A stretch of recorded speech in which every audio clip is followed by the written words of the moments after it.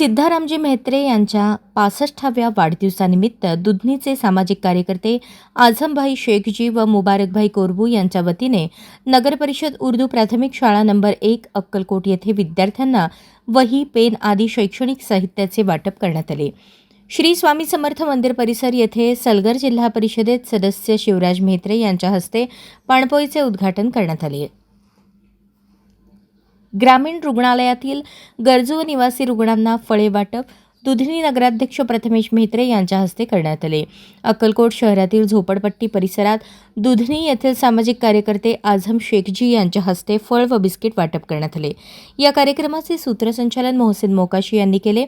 यावेळी आझम शेख, मुबारक कोरबू, मोहसिन मोकाशी, योगेश पवार, सामाजिक कार्यकर्ते सोहेल फराज, ज्योतिबा पारखे, सैपन शेख, आकाश शिंदे, हमीद गिलकी, काशीनाथ लोडेनवरू, मायनुद्दीन कोरबू, शिवशरण इजगे, सुनील इसापुरे, रमेश चव्हाण, असद फराज, इम्रान पठाण, इरफान शेख, शकील शेख, नूर कोरबू, विकी कोरे, शबाब मुजावर तसेच शिक्षक वृंद आदी उपस्थित होते. माननीय सिद्धारामजी म्हेत्रे साहेबांच्या वाढदिवसानिमित्त मुबारकभाई कोरबू आणि आझम शेख यांच्यातर्फे अक्कलकोट स्वामी महाराज मंदिराच्या परिसरामध्ये पाणपोईचं नियोजन करण्यात आलं आणि तसेच काही शाळेमध्ये दोन विद्यार्थ्यांना वह्या वाटप करण्यात आलेलं आहे आणि काही गरजू एरियामध्ये गरीब परिसरामध्ये फळ वाटप ही आज 4 वाजता होणार आहे. त्यामुळं मी प्रथमतः सर्वांचं यांचा मनापूर्वक आभार आहे की त्यांनी एक चांगलं उपक्रम राबवावं लागलेत आणि असंच त्यांचे सामाजिक कार्य पुढं होत राहू ही स्वामी महाराज चरणी प्रार्थना.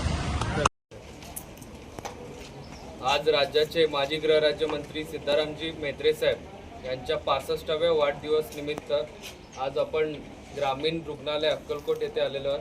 इथे डॉक्टर साहेब पण आहेत व सर्व मित्र परिवार आझम शेखजी व मुबारक कोरबू मित्र परिवार यांच्यातर्फे आज इथे फळ वाटप केलेलं आहे. जे काही पेशंट आहेत इथे, तसंच त्यांनी शालेय विद्यार्थ्यांना पण देखील वही, पुस्तक आणि पेन गरजूंना वाटप केलेलं आहे. आणि आज उन्हाळ्याचं तुम्ही जे बघताय म्हणजे भरपूर काय म्हणतो आपण ऊन झालेलं आहे, त्यामुळे पाणपोईची सोय देखील आजपासून त्यांनी सुरू केलेली आहे. त्याबद्दल मी त्यांचे मनापासून अभिनंदन करतो आणि आभार व्यक्त करतो.